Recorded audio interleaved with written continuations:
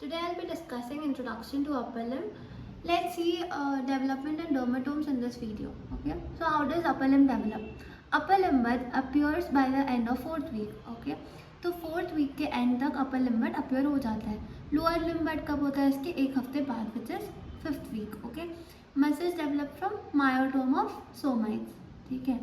Paraxial mesoderm भी बोलते हैं. अपेंडिकुलर स्केलेटन मतलब जो अपने हाथ पैर का स्केलेटन है, ये कैसे डेवलप हो रहा है? Somatic layer of lateral mesoderm. ठीक है, ये बेसिक डेवलपमेंट का इन्फॉर्मेशन है. Next let's see dermatomes. तो ये जो डर्माटोम्स होते हैं ये C4 वाला कहाँ पे होता है? शोल्डर टिप पे. ठीक है. C5 lateral aspect of arm. Okay. C6 lateral aspect of forearm and thumb. Whereas T1 medial side of arm. T2 chest, axilla, upper part of medial arm. ठीक है.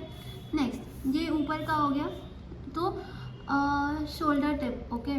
C4 मतलब ये जो होता है ना फ्रेनिक नर्व, इसका supply होता है. तो अगर फ्रेनिक नर्व में कोई इरिटेशन हुआ तो पेन कहाँ पे रिफ्लेक्ट होगा?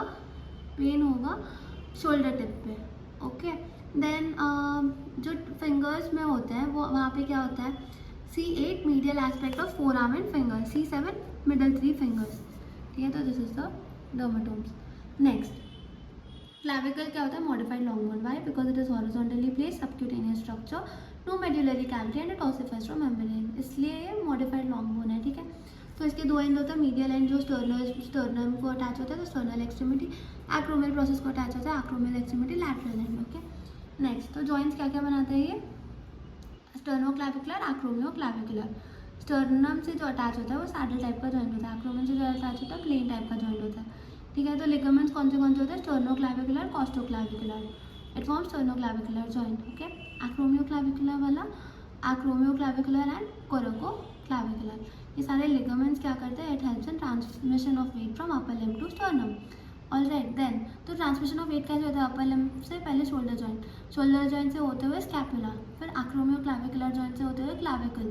ठीक है. फिर स्टर्नोक्लैविकुलर जॉइंट से होते हुए sternum.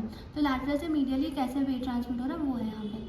Ligaments not involve in weight transmission. Coracoacromial ligament. Okay. तो ये जो कोरोको एक्रोमियल लिगामेंट है ये वेट ट्रांसमिशन में इन्वॉल्व नहीं हो रहा है. ओके. नेक्स्ट अप्लाइड क्या है? Fracture of clavicle occurs at junction of lateral 1/3 and medial 2/3. क्योंकि मीडियल 2/3 कैसे होता है? राउंड होता है, लैटरल 1/3 फ्लैट होता है. तो यहाँ पे होता है. ठीक है.